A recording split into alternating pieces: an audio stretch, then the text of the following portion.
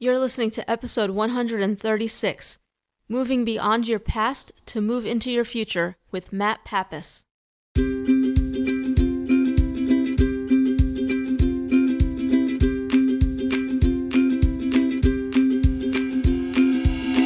Welcome to the Grass Gets Greener podcast, the show for survivors by survivors.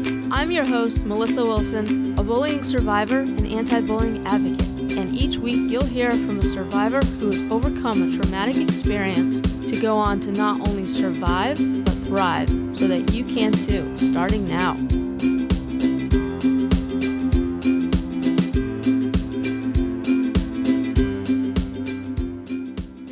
Hey there, welcome. Thanks so much for tuning into this latest episode of the podcast.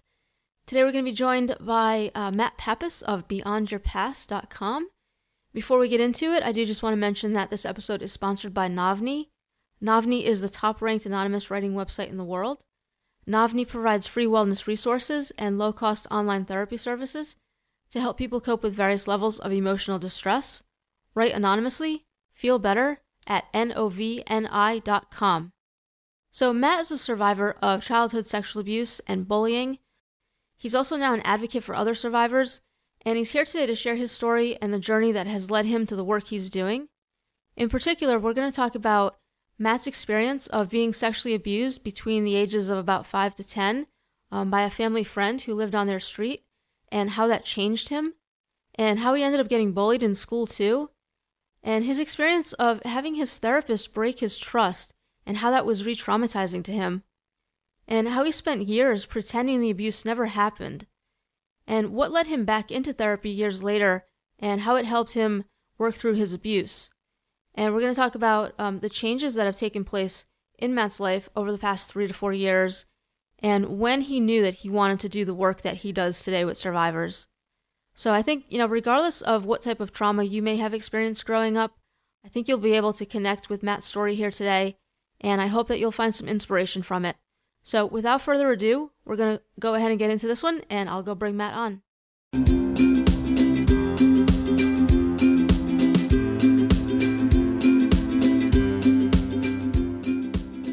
Matt, welcome to the podcast, and thank you for joining me here today to share your story with us. Hey, Melissa, thanks for having me on your show. It's an honor to be here. Yeah, and I'm excited to have you on the show. I know you're doing some great work in the survivor community, and you've also teamed up with past guest of the show, Athena Moberg, so I'm definitely excited to talk with you today about your personal story and the journey that has led you to where you are now, along with the work you're doing. And I love your brand, Beyond Your Past, and I think that you and I have similar missions to help survivors move on from their past and to live the life they deserve to live. And I know that you yourself are a survivor of childhood sexual abuse, narcissistic abuse, and bullying.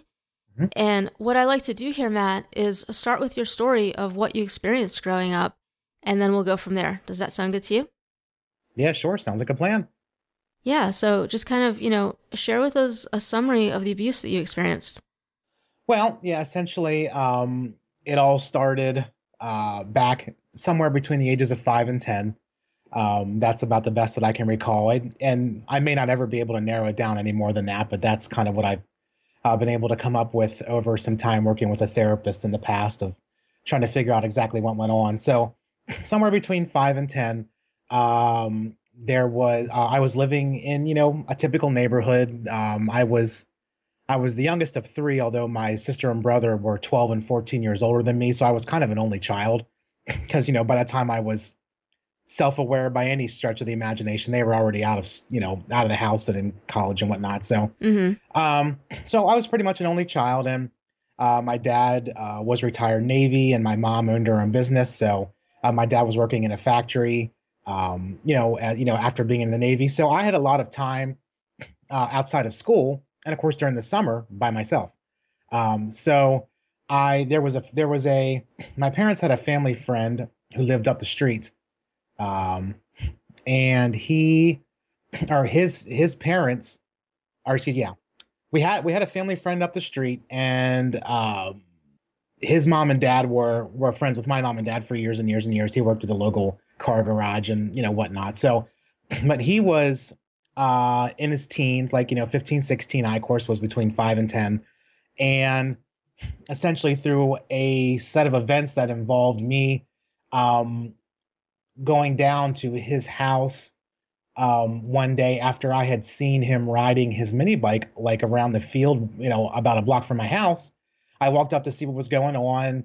And, I mean, he'd already known me, but I just walked up because I heard the sound of a mini bike and I thought it was super cool because, it was his motorcycle. So I was talking to him, and through a series of events that, I mean, we can go into more details if you want, but overall, what started out as what I thought as an innocent ride on the dirt bike, several times over the next couple of days and weeks turned into being sexually abused and molested by him multiple times in his house, in the garage, in the shed.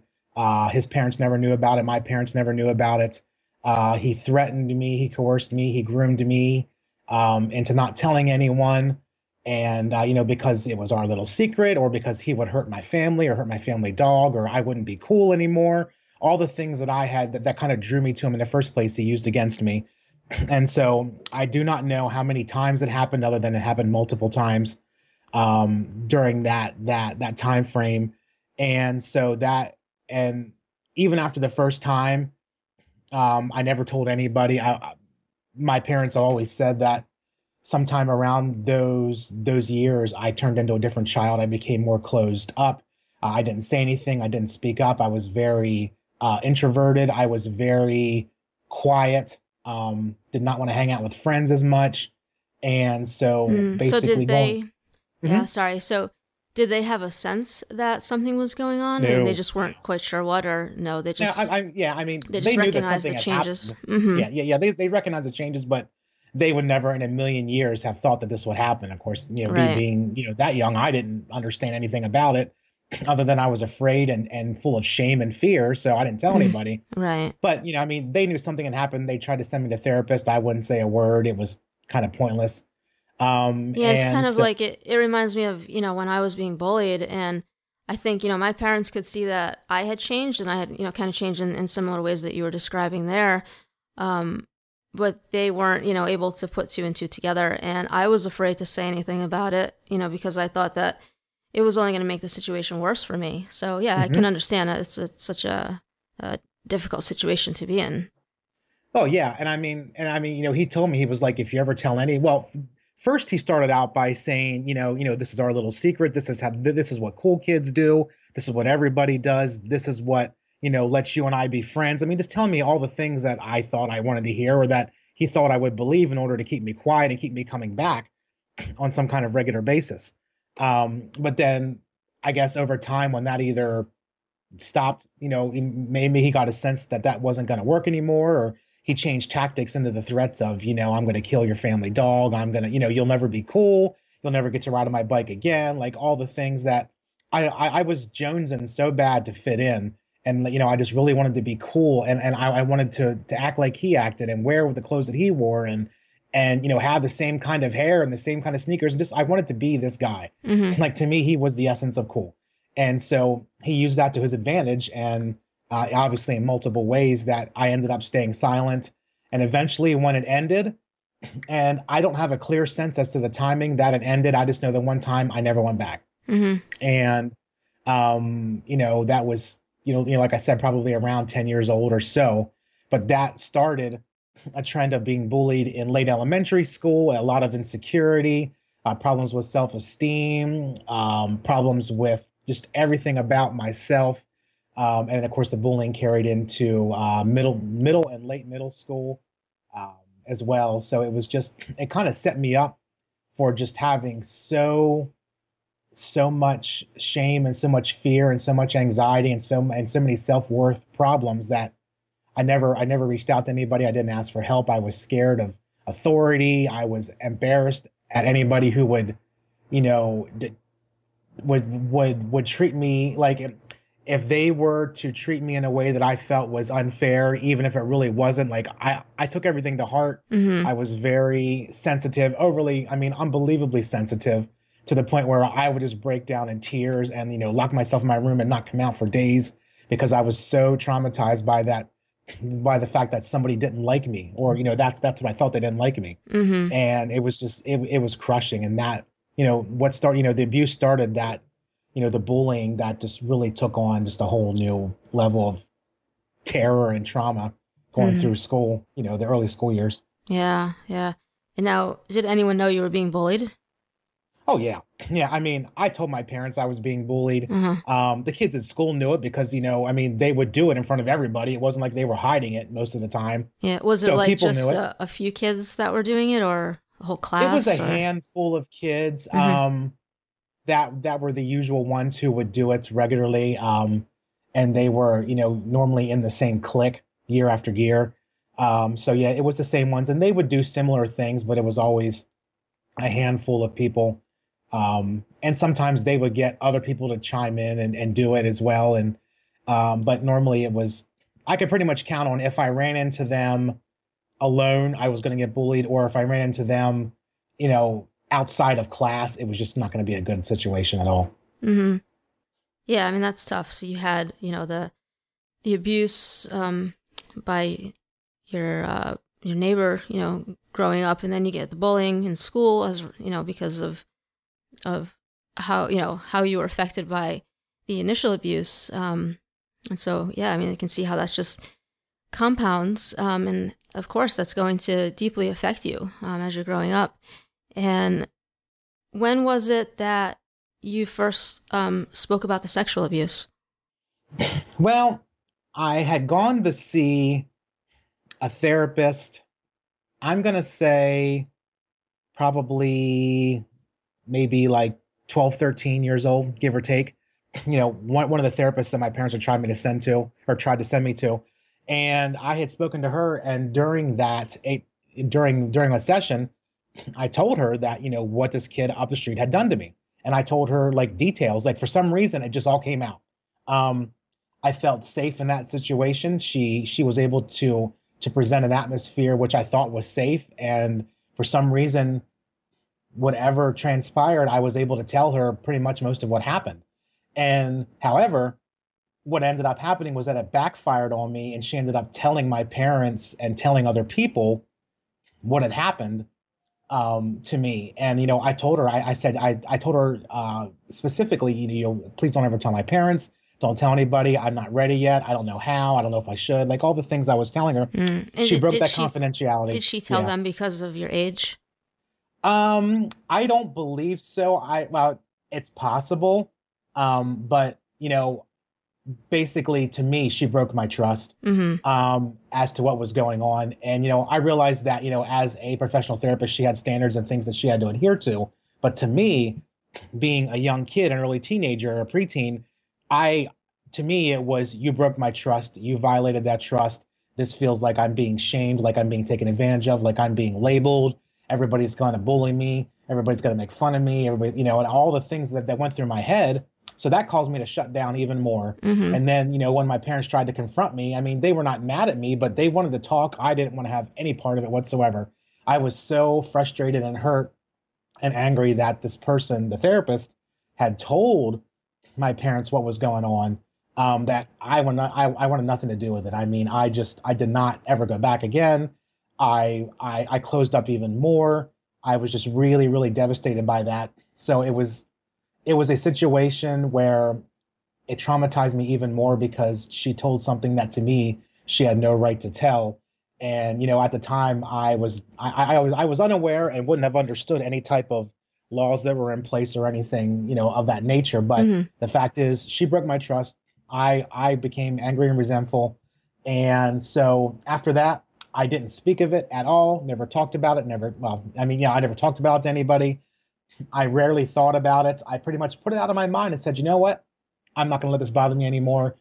It's clear that if I tell somebody, I can't trust them. So I'm just going to shut up. And so I didn't say a word. And I proceeded to live my life and do my thing. And as I got older, I got a job and got my first car and, made some new friends and pretty much pretended like it never happened, because it's the only way that I could deal with the fact of, of the bullying and the abuse and the traumatizing and the lack of trust and everything. I figured, well, if I've been living for all of my life and what I've been trying to do to cope with hasn't been working, maybe I need to try something else. So I went in the total opposite direction. And as I said, put it out of my mind. So I grew up I grew up in the 80s. So by the time the late 80s came around, I was, a junior, senior in high school. And so I was living the lifestyle, hanging out with my friends, working in my part-time job, going to school, just really doing my best to be the all-American teenager in my own eyes. And so I felt like nobody was ever going to help me but me. I couldn't trust anybody but me. So I had to take steps in order to figure this out and figure out how to work, to live my life. So while pushing everything aside and not dealing with it anymore, I decided that, I wasn't going to get bullied anymore either because of the way I wore my hair, or the way that, or because I was too overweight, or the clothes that I wore. So the summer before my junior year, I went on a starvation diet where I almost didn't eat anything like the entire summer. I dropped like 40 pounds in one summer. Wow. I went out and bought myself all new clothes. I got the most epic 80s hairstyle that you can possibly imagine, which today I still miss having that, believe me. It was a mullet that you just wouldn't even believe. It was great. Do we have a picture of that we can share on the show notes? I have pictures of that somewhere, and I'm not ever sure I'm going to share them. But if I could grow it now again, I would, because it was great. But but I mean, that was my way of dealing with it. Was I'm going to lose weight. I'm going to get better clothes. I'm going to learn how to talk better. I'm going to wear my hair better. And when I did, lo and behold, my life changed for me. And I suddenly had all these new friends, and I was more popular. I got into playing sports again, all these things. Now, the way I went about it, and in retrospect, wasn't healthy, and I don't recommend it. Mm-hmm. But being a teenager and not really understanding all of what life was about yet, and still trying to distance myself from the past, this was the best way that I figured out how to deal with it. So, mm-hmm. And it sounds like at the time it did serve you. Oh, it did. It absolutely did. Mm-hmm. I mean, I decided enough was enough. I said, the hell with everything. I basically said, I'm not going to take it anymore. Mm-hmm. So I lived my life, and I did my thing, and I hung out with my friends, and it was great. And I graduated, and, I was like, okay, I'm doing fine. Everything's cool. And so, yeah, so basically for, most of my growing up life, there was the abuse and the bullying and the depression and the broken trust. And then for a couple of years, I said enough was enough, and I took my life back. And I decided that if trying to live with this pain wasn't going to serve me, then I'm just going to pretend it never happened. And that's how I dealt with it. Mm-hmm. And then what happened? Did you get to a point where it all kind of came back to the surface? Well, yeah. I mean, for the next 20 some years, I didn't deal with it. Didn't think about it. Didn't care. Rarely did it cross my mind. I went on to live my life, and I got a job, and I got married, and we had kids, and I was just kind of living my life. But all the while, I knew that there was something going on inside me. I still had self-esteem problems, even though I put up this persona that I did not. A lot of insecurity. I still carried around a lot of shame, but I hid it. I wore a mask around everybody as this happy-go-lucky, everybody's great, everybody loves Matt loves everybody, that kind of guy. And after my second marriage ended in divorce in the early 2000s, in 2013, in 2013, I realized something had to change. I'm like, okay, I can't keep going the way I'm going. I better figure this out. But it wasn't because I was working on my abuse. It was because I figured, because I was divorced, that I was broken, that it was something that I did, only me, and that I needed to fix myself, and it was all my fault. So I figured I'm going to go seek a therapist and try and figure out what's wrong with me. I'm going to fix myself. And that's what I said on my intake form. And that's what I told her the first day. I said, I need you to fix me.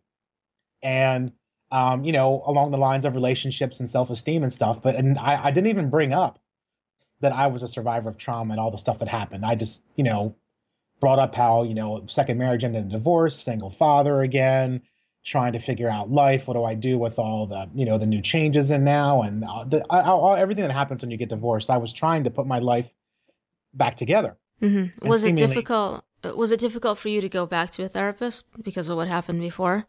Oddly enough, no, because I realized that I felt like I could see the red flags, or I could see anything coming that was going to be able to harm me. So I had my radar up to the point where I was only going to let her in so far.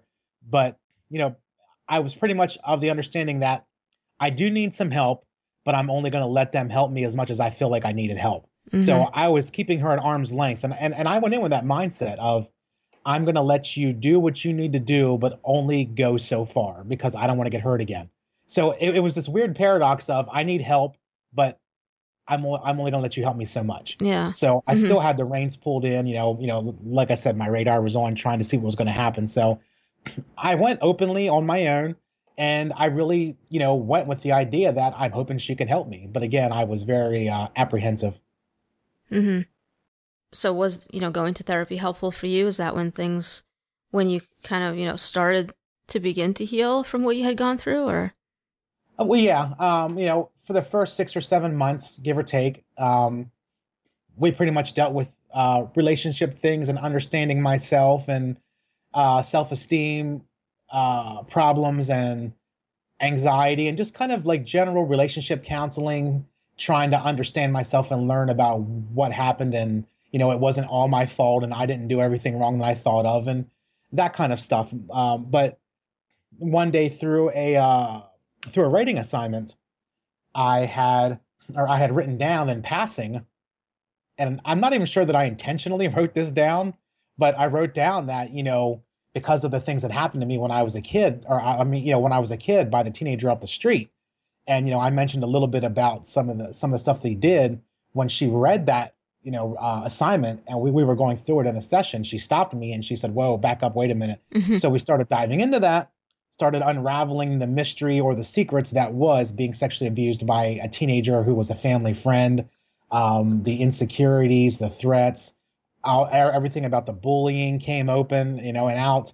And like, I just kind of opened up. Like, it was the weirdest thing, Melissa. Like, I never would have thought I would open up to somebody, but she had, over those, first half year or so of working with her, I was able to open up to her and let my guard down enough so that when my mind allowed me to go to that spot of writing about the abuse in that writing assignment, I was ready. Like, everything just rushed out. And so we started talking. And then for the next a year and a half, it was all trauma recovery.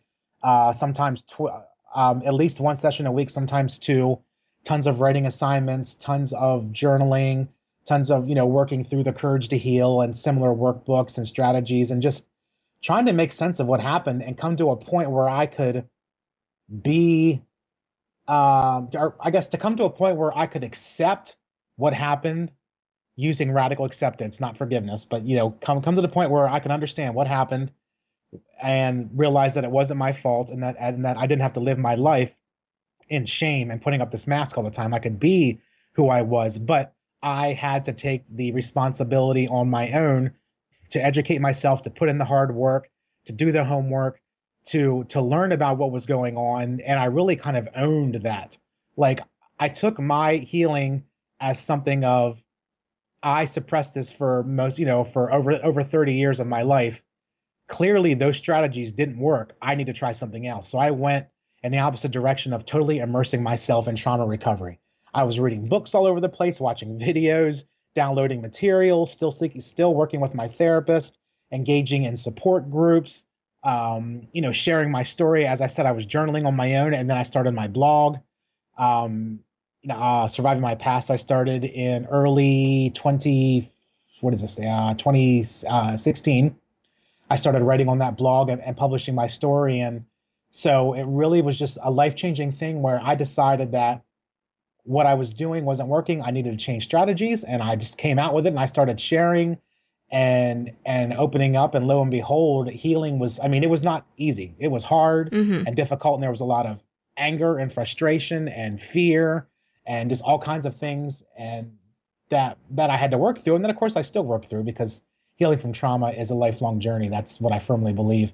But through it all, I realized that for me to cope with it, the best way was to learn about it and to use it to my advantage so that I wouldn't fall back into the same types of strategies and unhealthy coping skills that I used before. So, well, it all begins with, it all begins with awareness, right? And then from there we can, make the changes that we need to make.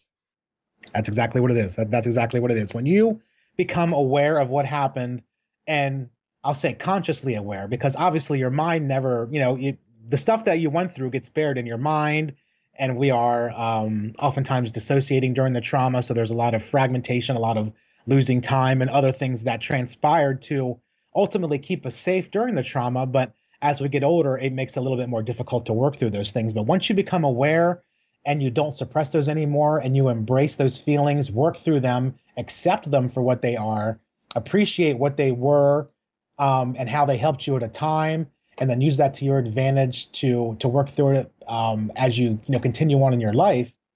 That for me was really key, and that's one of the things that I share with clients. And anytime I share my story is education, educating yourself, being able to understand what happened, to put some labels and some definitions on things that you feel can be very empowering, because it gives you an idea of what it was. You don't feel so alone and so helpless. I'm like, okay, well, I've got, severe anxiety, and I dissociated, and, I was a victim of all these different types of abuse. Okay, now I know what it is. Now I know how to work on it. And so that's the mantra and the kind of the stance that I took. Right. Yeah. So it sounds like it started with therapy, and then from there, you've just done a lot of different things on your own as well to help you get to where you are today. Yep, that's exactly what it is. I'm taking it upon yourself, because ultimately one of the biggest things that I've learned as a survivor, working with a therapist, and then later on working with a trauma-informed coach, and just through my own research, is nobody's going to heal for you. Nobody can heal for you. A therapist, a coach, a counselor, psychiatrist, they can give you tools, they can give you insights, strategies, help you understand what happened, but they cannot heal for you. They cannot put in the work. It's up to you to really focus on understanding what happened, use it to your advantage, use it as a learning tool, because ultimately the only person that can heal you is you. And if you're not willing to put in the work, then, we end up just repeating the mistakes and the unhealthy coping strategies and everything of the past that we've been doing that we thought was helping us, because we just weren't aware that there was another way. So it's really all about taking it upon yourself to do everything you need to do to heal, to help heal you for as long as it takes, in your own time, in your own way, and not feel pressured in any way, shape, or form as to how your healing journey unfolds, because everybody's different. But the first step is becoming aware of what happened, so you can then work through it and develop new healthy coping strategies rather than suppressing it and using unhealthy coping strategies. Yeah, so true. And I think therapy can help us with that awareness as well. I mean, would you agree? Well, yeah, I think therapy is important because, a therapist obviously has the objective opinion and, the training and the insight to see what you're saying through all of what you're not saying. They can see the emotions and the nonverbal communication and everything that you've been through, and give you some real world, safe knowledge, insight, information, coping strategies, to work through, and just really help you put it in perspective, to help you work through the shame, and to see that it wasn't your fault, and that you couldn't have stopped it, and that person was absolutely wrong and horrible for taking advantage of you, and doing all the things they did. And, you were an innocent child, but so often, because we can't see that bigger picture, because we're right in the middle of the emotional moment, we're right in the middle of emotional mind or panic attacks or anxiety, having that perspective of a therapist, or a coach or some other helping professional can really kind of jumpstart you into seeing what life can really be like outside of just what we've only been able to live and kind of encompass our life as so far. Yeah, absolutely. Because, we don't know what we don't know. And sometimes Exactly right. it takes an outsider to point these things out to us and help us to see these things that we're not able to see yet. So, Matt, how are you doing today? And are there any, what sorts of things are you still struggling with?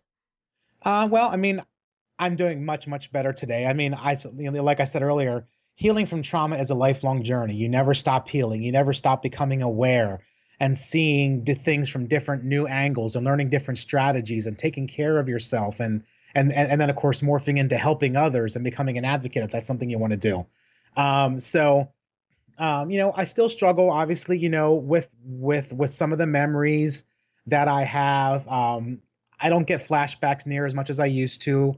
I don't have the panic attacks or anxiety as bad as I used to. It's still there because it's, something that, but I feel like I've really got a good handle on it. The strategies that I use are some of the same strategies that I teach with clients, and share in podcasts and whatnot, because they really do help. And so I still write for the blog, Surviving My Past. That's what started my journey. And so I still do that. I take a lot of guest blog posts now, people who want to share their story.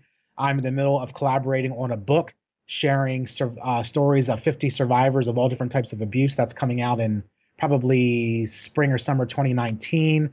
I have my coaching practice now where I work with clients in groups and individually to help them overcome anxiety. I work with trauma survivors to help them understand where they've been and where they're headed and how they can get there in a healthy, validating way. I of course do the podcasts. So there's a lot there's a lot of things that that have really changed in my life, really in the last 3 to 4 years, to be honest with you. I mean, up until when I started working with a therapist, right after I got divorced, I didn't know what a survivor was. I didn't care about being trauma informed. I didn't know what dissociation was or anything. Mm-hmm. And so I really just, through all of the hard work and the research and everything, I've come to a point where I realized that, now in my mid 40s, that I feel like my calling is to work with others, to help people in the way that I was helped, to help those who have been through trauma, who deal with severe anxiety, to get that perspective, to see themselves from a different point of view, to develop strategies, to reach for the goals in life and the things that they want to do without feeling like they're not deserving or they should be ashamed of their past and be stuck and isolated. So I really have kind of taken it upon myself to continue my own journey, but to also help others, because I've seen and lived and experienced the benefits of getting help from others and how it changed my life. And that's kind of what I want to do with others, is to help them along their way any way that, I'm able to. Mm-hmm. Yeah, I think that's so great. And I'm curious, like, in what ways would you say that you or your life looks different now than it did, 3-4 years ago? My life is, I think it's mainly my outlook in life. I mean, I've changed careers. I spent 17 years working for, a corporate company doing computer work and engineering. It's all I really knew, other, just kind of go to work for 8 hours, show up in my cubicle and then go home. But so my life has changed in that sense. And of course, now that I'm a coach and I've left that job and I'm a full-time, advocate and coach and podcaster. And so that's really, I love doing it. It's amazing. I'm so unbelievably grateful for the clients that I've worked with, the people that I'm able to be introduced to and work with on the podcast and make so many connections and speak at conferences and whatnot. But it's really just the outlook on life has just been such a dramatic turnaround. I mean, I still struggle. Obviously, I'm human. Like, we're always going to struggle. We're always going to have tough days. Memories are going to pop up. I need to make sure that I take care of myself and, get enough sleep and do a lot of self-care and things that I enjoy. So it's really just being more self-aware of of who I am, the things that I need to do to take care of myself, being more kind to myself, less judgmental, less shaming, more open to seeing the world with possibilities rather than dread, and really just understanding that, like I always say, like so many times, your past doesn't define your future. But for me and for so many trauma survivors, we were defined by our past because it's all we knew. All we know is shame, anxiety, bullying, guilt, all these things, Mm-hmm. Lack of self-esteem, and all the things that come around with that. So when you can get to a point where you can start to see some light at the end of the tunnel, that doesn't seem like an oncoming train anymore, that's incredibly empowering, incredibly huge. It changes your outlook on yourself and the possibilities and your ability and desire to go after things that you want and not be so afraid anymore. Yeah, absolutely. Just having that different outlook just makes a huge difference, and it allows you to do those things that you would never have done before. So, So Matt, when did you kind of know that you wanted to work with survivors? Yeah, so I guess when I really realized I wanted to work with survivors and really kind of have a complete career and lifestyle type of change in that way was when I started working with a coach. After I had worked with a therapist, we had stopped that work together, and I was taking a bit of a break, from therapy. And then I had through some survivor chats on Twitter and online, I came across a trauma informed coach that I wanted to work, or that I started chatting with and eventually worked with. And working with that coach was, it really took things to the next level. That's where I realized where my true calling was. I mean, I had considered going back to school and working to get a certificate, or excuse me, a master's in counseling, or become a therapist. But then I realized that I felt like my calling, my skill set was more suited to coaching, because coaching is a bit of a different thing, obviously, than therapy. And the way that I was able to interact with my coach, the strategies that she used, the way that she took me where I was right now, with the understanding that the past was the past and that it had affected me in multiple ways. So we basically took me where I was in my life. Where do you want to go? Okay, I want to do this, that, and the other thing. Okay, well, how do we get there? Well, we need to put, this in place and that in place. And then, but we need to understand that as you go through each step, there's going to be old memories and things that pop up that we'll have to work through. We'll have to make sure that we're cognizant of where they come from and why they're affecting you. And then use that as part of your tools in your toolbox as you move forward. And so it's really just, I think, coaching in general, learning what coaching was, working with a coach for a little over a year, of just understanding the process, the differences between coaching and therapy, and the relationship that you have between a coach and a client in terms of the interaction and the support, things that you can't always do as a therapist. It's a much more unique type of collaboration that I really enjoyed. And so I realized that once I was done working with her as a coach, that it's something I really wanted to pursue. So I started, doing some research, taking some classes, but it was really, like I said, working with a coach and seeing how much progress I made in dramatic ways of working with a coach, was just, it was life-changing. It was inspiring because I was able to just really see myself in a whole new way. I wasn't any longer working through the past, so to speak, and trying to understand what happened. I knew what happened.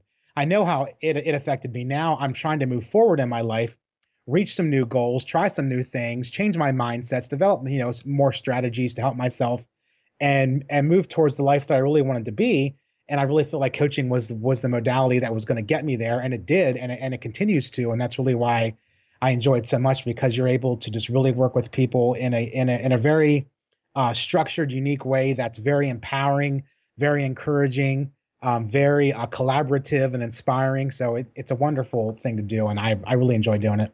Mm-hmm. Yeah, I think it's great. I mean, that's why I've gotten into it myself. I love being able, to help people kind of focus on their future and building that life that they want for themselves, in spite of what you've been through or where you're coming from, it's just, it's a really exciting thing to be able to do.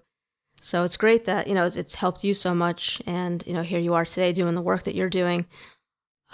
So Matt, I want to ask you the final question that I have for you today.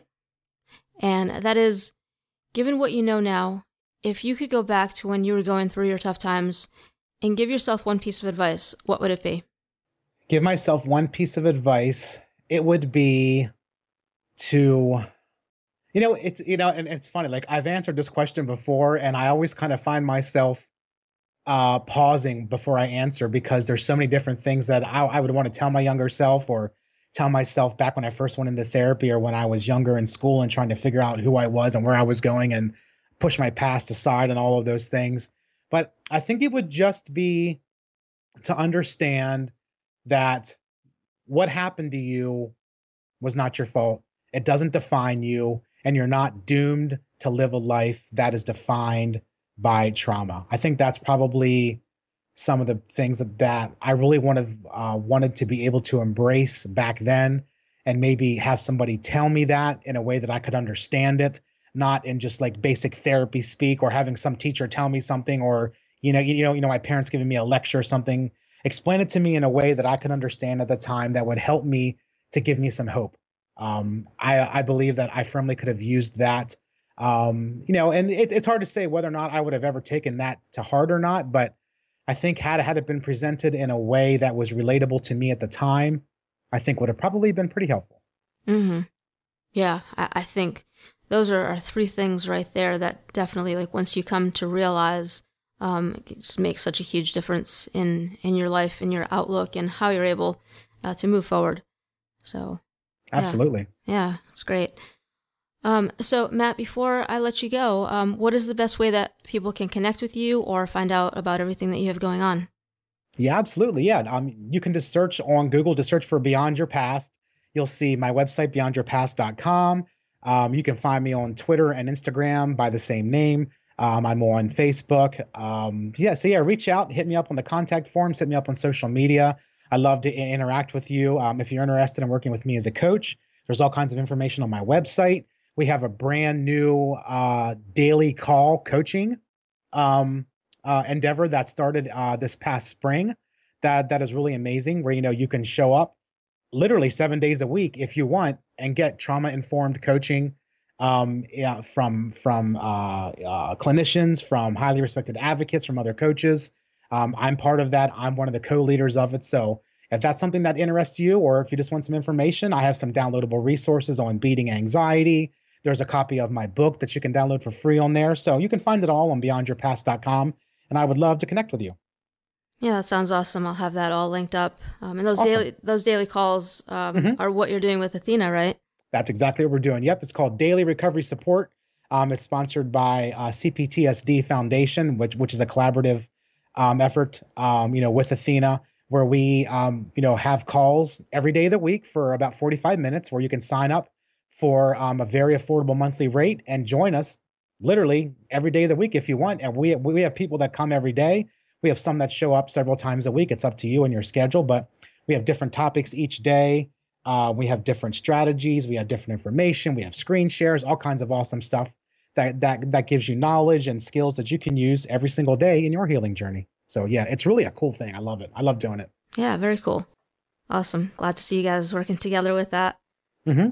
So, all right. Well, Matt, thank you for coming on here today and for sharing your story with us. And I think, it's one that I'm sure a lot of the listeners are going to be able to identify with and be able to relate to, and hopefully just feel inspired by. So thank you for coming on and sharing with us. You are most welcome, Melissa. It's my pleasure. And yeah, just if there's one last thing I can say, it's just believe in yourself, give yourself a chance to heal, and you'll be amazed at the results. There you go. Love it. All right. Well, I hope that you have a great rest of your day. Thank you.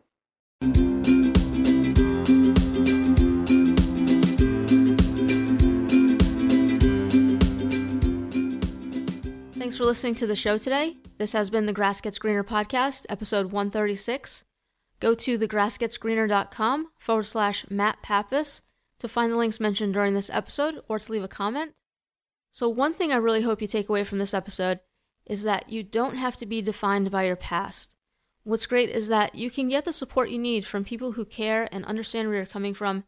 It can help you think about what you want your life to look like and how to make that happen so that your past isn't holding you back anymore and keeping you from ultimately, being happy and fulfilled. So reach out to Matt or myself or whoever you connect with because you deserve that. And be sure to come back for the next episode for more inspiration for your healing journey. And also head over to the website to grab your free copy of the Top 10 Strategies Guide for Survivors. In it, you'll find the top 10 most common strategies my podcast guests have used for overcoming the effects of past trauma. It's a great place to get started if you're looking for some strategies that can help you in your healing as they have helped my guests.